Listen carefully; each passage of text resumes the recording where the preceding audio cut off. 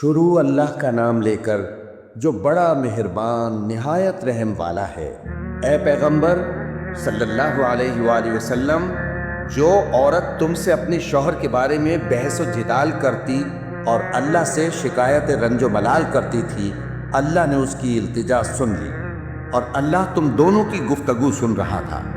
کچھ شک نہیں کہ اللہ سنتا ہے، دیکھتا ہے۔ جو لوگ تم میں سے اپنی عورتوں کو ماں کہہ دیتے ہیں وہ ان کی مائیں نہیں ہو جاتی، ان کی مائیں تو وہی ہیں جن کے بدن سے وہ پیدا ہوئے۔ بے شک وہ نامعقول اور جھوٹی بات کہتی ہیں، اور اللہ بڑا معاف کرنے والا ہے، بخشنے والا ہے۔ اور جو لوگ اپنی بیویوں کو ماں کہہ بیٹھیں پھر اپنے قول سے رجوع کر لیں تو ان کو قربت سے پہلے ایک غلام آزاد کرنا ضرور ہے۔ مومنوں، اس حکم سے تم کو نصیحت کی جاتی ہے، اور جو کچھ تم کرتے ہو اللہ اس سے خبردار ہے۔ اب جس کو غلام نہ ملے وہ قربت سے پہلے لگاتار 2 مہینے کے روزے رکھے، پھر جس کو اس کا بھی مقدور نہ ہو اسے 60 محتاجوں کو کھانا کھلانا چاہیے۔ یہ حکم اس لیے ہے کہ تم اللہ اور اس کے رسول کے فرما بردار ہو جاؤ، اور یہ اللہ کی حدیں ہیں، اور نہ ماننے والوں کے لیے درد دینے والا عذاب ہے۔ جو لوگ اللہ اور اس کے رسول کی مخالفت کرتے ہیں وہ اسی طرح ذلیل کیے جائیں گے جس طرح ان سے پہلے لوگ ذلیل کیے گئے تھے، اور ہم نے صاف صاف آیتیں نازل کر دی ہیں، اور جو نہیں مانتے ان کو ذلت کا عذاب ہوگا۔ جس دن اللہ ان سب کو جلا اٹھائے گا تو جو کام وہ کرتے رہے ان کو جتائے گا۔ اللہ نے وہ سب کام لکھوا رکھے ہیں اور یہ ان کو بھول گئے ہیں، اور اللہ ہر چیز سے واقف ہے۔ کیا تم کو معلوم نہیں کہ جو کچھ آسمانوں میں ہے اور جو کچھ زمین میں ہے اللہ کو سب معلوم ہے؟ کسی جگہ 3 شخصوں کی سرگوشی ہوتی ہے تو اللہ ان میں چوتھا ہوتا ہے، اور جہاں 5 آدمیوں کی سرگوشی ہو تو وہ ان میں چھٹا ہوتا ہے، اور نہ اس سے کم یا زیادہ، مگر وہ ان کے ساتھ ہوتا ہے خواہ وہ کہیں ہو۔ پھر جو کام یہ کرتے رہے ہیں قیامت کے دن اللہ سب ان کو بتائے گا۔ بے شک اللہ ہر چیز سے واقف ہے۔ اے پیغمبر صلی اللہ علیہ وآلہ وسلم، کیا تم نے ان لوگوں کو نہیں دیکھا جن کو سرگوشیاں کرنے سے منع کیا گیا تھا، پھر جس کام سے منع کیا گیا تھا وہی پھر کرنے لگے؟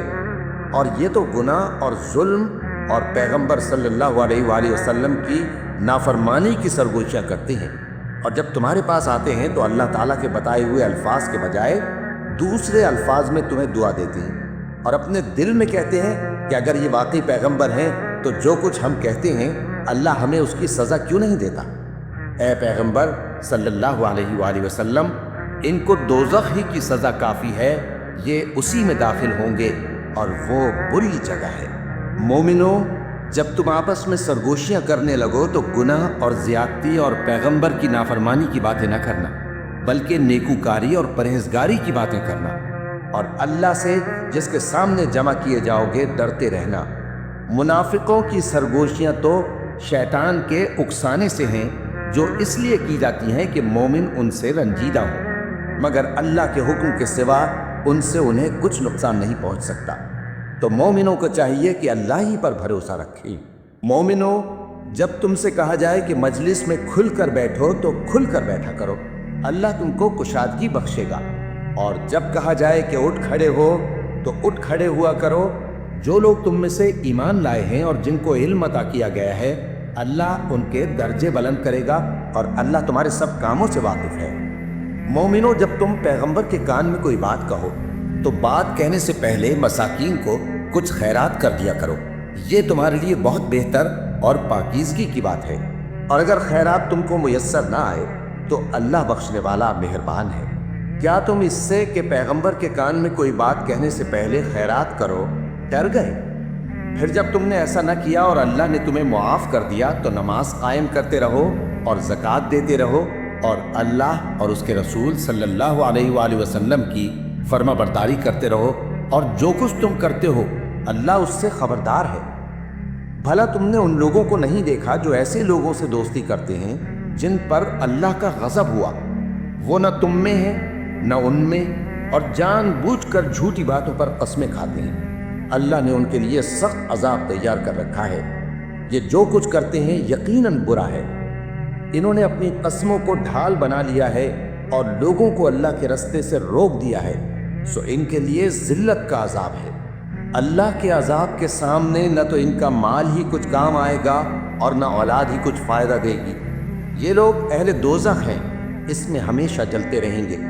جس دن اللہ ان سب کو جلا اٹھائے گا تو جس طرح تمہارے سامنے قسمیں کھاتے ہیں اسی طرح اس کے سامنے بھی قسمیں کھائیں گے اور خیال کریں گے کہ ایسا کرنے سے کام چل جائے گا۔ سنو، یہی تو ہیں جھوٹے۔ شیطان نے ان کو قابو میں کر لیا ہے اور اللہ کی یاد ان کو بھلا دی ہے۔ یہ لوگ شیطان کا ٹولہ ہے، اور سن رکھو کہ شیطان کا ٹولہ ہی نقصان اٹھانے والا ہے۔ جو لوگ اللہ اور اس کے رسول صلی اللہ علیہ وآلہ وسلم کی مخالفت کرتے ہیں وہ نہایت ذلیل ہوں گے۔ اللہ نے یہ بات لکھ دی ہے کہ میں اور میرے پیغمبر ضرور غالب رہیں گے۔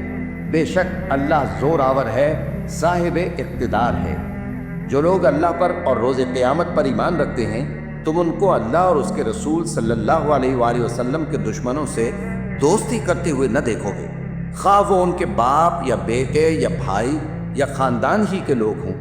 یہ وہ لوگ ہیں جن کے دلوں میں اللہ نے ایمان کو نقش کر دیا ہے اور اپنے فیض سے ان کی مدد کی ہے، اور وہ ان کو بہشتوں میں جن کے نیچے نہریں بہہ رہی ہیں داخل کرے گا، جن میں وہ ہمیشہ رہیں گے۔ اللہ ان سے خوش اور وہ اللہ سے خوش۔ یہی لوگ اللہ کی جماعت والے ہیں۔ سن رکھو کہ اللہ کی جماعت والے ہی کامیاب ہوں۔